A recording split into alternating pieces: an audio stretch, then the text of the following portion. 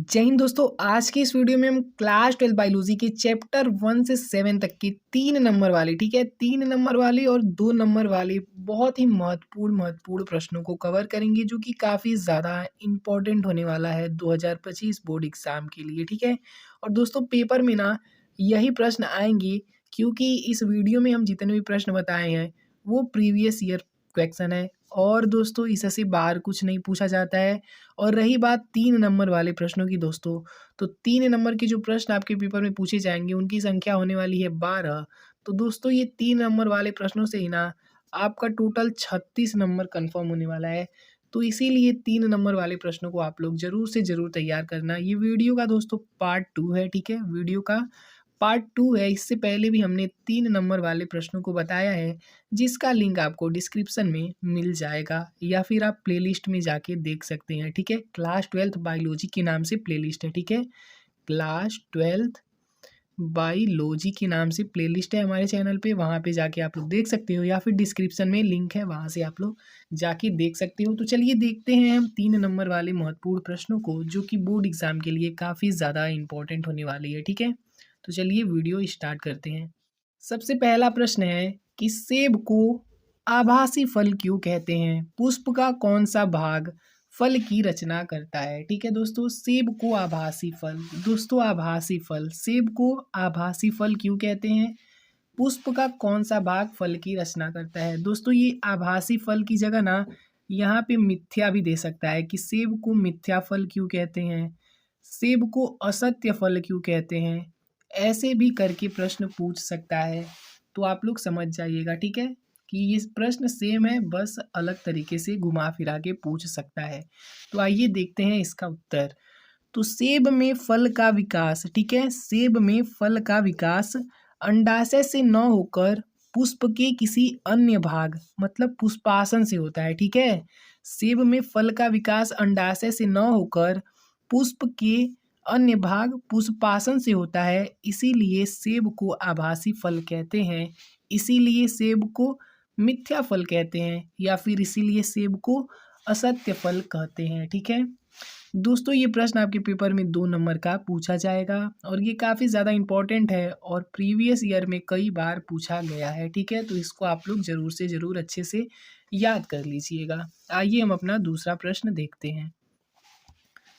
दूसरा प्रश्न है कि अपरा क्या है, इसके 2 कार्य लिखिए, ठीक है फ्रेंड्स, अपरा क्या है, इसके 2 कार्य लिखिए। तो वह संरचना जिसके द्वारा गर्भ में पल रहे विकासशील भ्रूण को माता के गर्भाशयी रुधिर से अपना पोषण प्राप्त होता है, उसे अपरा कहते हैं, ठीक है। नहीं समझ में आया? अभी आपको समझ में आएगा, हम एकदम चित्र के माध्यम से आपको एकदम अच्छे से समझाएंगे, ठीक है। दोस्तों अपरा क्या होता है, ध्यान से आप लोग देखिए, ठीक है। मान लीजिए ये एक भ्रूण है, ठीक है, अच्छे से बना देते हैं भ्रूण को, ठीक है।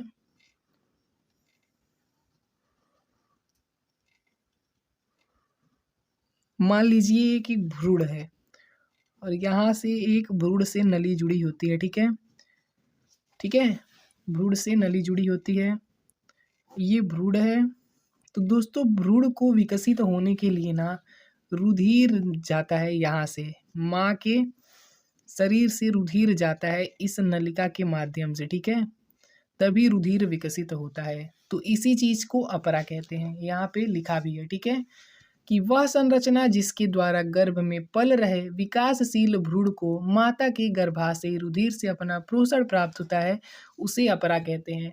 तो इससे ही पोषण प्राप्त होता है भ्रूण को, ठीक है। तो अपरा क्या है, समझ गए ना। अब आइए इसके कार्य देख लेते हैं। इसके पहले कार्य क्या है, इसके द्वारा विकसित होते भ्रूण को पोषण एवं ऑक्सीजन प्राप्त होती है। दूसरा है अपरा द्वारा उत्सर्जी पदार्थ भ्रूण की रुधिर से विसरण द्वारा माता के रुधिर में चले जाते हैं, ठीक है। आइए आगे के प्रश्नों को भी देख लेते हैं, ठीक है। अगला प्रश्न है कि पात्र निषेचन से आप क्या समझते हैं? तो चलिए देखते हैं इसका उत्तर। यह एक ऐसी प्रक्रिया होती है जिसमें मादा के शरीर के बाहर मानक परिस्थितियों में प्रयोगशाला में शुक्राणु तथा अंडाणुओं को कृत्रिम तरीके से परख नली में निषेचित कराया जाता है। ठीक है, पात्र निषेचन दोस्तों क्या होता है? पात्र निषेचन को आईवीएफ भी बोल सकते हैं और परख नली शिशु भी बोला जाता है। ठीक है, परख नली शिशु भी बोला जाता है। तो आपसे प्रश्न में कुछ भी पूछ सकता है कि आईवीएफ तकनीक से आप क्या समझते हैं, परख नली शिशु से आप क्या समझते हैं। तो आप लोग कंफ्यूज नहीं होंगे, सबका मतलब एक ही होता है, उत्तर आप लोग सेम लिखेंगे। ठीक है, तो यह एक ऐसी प्रक्रिया होती है जिसमें मादा के शरीर के बाहर मानक परिस्थितियों में प्रयोगशाला में शुक्राणुओं तथा अंडाणुओं को कृत्रिम तरीके से परख नली में निषेचित कराया जाता है। दोस्तों हम बार बार इसलिए पढ़ते हैं ना, ताकि आपको अच्छे से याद हो जाए और अच्छे से समझ में आ जाए। ठीक है, यह तकनीक उन दंपतियों में प्रयोग की जाती है जिनमें या तो स्त्री में गर्भ नहीं ठहरता या पुरुष के वीर्य में शुक्राणुओं की संख्या कम हो जाती है। ठीक है, देखिए इसमें क्या होता है, पात्र निषेचन में एक परख नली लिया जाता है, लैब में होता है ये। ठीक है, परख नली लिया जाता है। ठीक है, और परख नली में ना अंडाणु लिया जाता है। ठीक है, और शुक्राणु लिया जाता है। ओके, परख नली में अंडाणु और शुक्राणु लिया जाता है और इसका निषेचन कराया जाता है। ठीक है, निषेचित कराया जाता है परख नली में। ठीक है, इसी को कहा गया है पात्र निषेचन। ठीक है ना दोस्तों, अभी कैसे होता है ये लैब वाले को ही पता होगा, तो आप लोग इसको ध्यान मत दीजिएगा, ये चित्र आपको समझाने के लिए बताए हैं। पेपर में आपको ऐसा कुछ नहीं करना है, पेपर में बस आपको ये लिख देना है और आपको 3 नंबर मिल जाएंगे। ठीक है, आइए आगे के प्रश्न भी देख लेते हैं। अगला प्रश्न है, वर्णांध व्यक्ति को रेलवे ड्राइवर क्यों नहीं बनाया जाता है? ठीक है, वर्णांध व्यक्ति को रेलवे ड्राइवर क्यों नहीं बनाया जाता है? तो इसका उत्तर लिखेंगे कि वर्णांधता से पीड़ित व्यक्ति लाल व हरे रंग में अंतर नहीं बता पाते हैं, ऐसे व्यक्तियों को रेलवे ड्राइवर नहीं बनाया जाता है। उचित रेलवे सिग्नल न पहचान पाने के कारण रेलवे दुर्घटना हो सकती है। ठीक है, दोस्तों जो वर्णांधता से पीड़ित व्यक्ति होता है ना, उसको लाल और हरा रंग पता ही नहीं चलता है, वो डिफरेंट नहीं बता पाता है। ठीक है, कुछ गिने चुने रंगों को वो पहचान नहीं पाता है। तो अगर उसको रेलवे में ड्राइवर बना दिया जाएगा ना, तो हादसा हो जाएगा। ठीक है, लाल हरी झंडी पहचान नहीं पाएगा तो बहुत भारी हादसा हो जाएगा, तो इसीलिए उसे रेलवे ड्राइवर नहीं बनाया जाता है। ठीक है, समझ में आया ना दोस्तों। अब आइए अगला प्रश्न देखते हैं। अगला प्रश्न है, अवशेषी अंग से आप क्या समझते हैं? मनुष्य में पाए जाने वाले किन्हीं 2 अवशेषी अंगों का नाम लिखिए। तो दोस्तों ये क्वेश्चन काफ़ी ज़्यादा इम्पोर्टेंट है 2025 बोर्ड एग्जाम की दृष्टिकोण से, तो इस प्रश्न को आप मिस मत कीजिएगा। ठीक है, इसको तो जरूर अच्छे से तैयार कर लीजिएगा।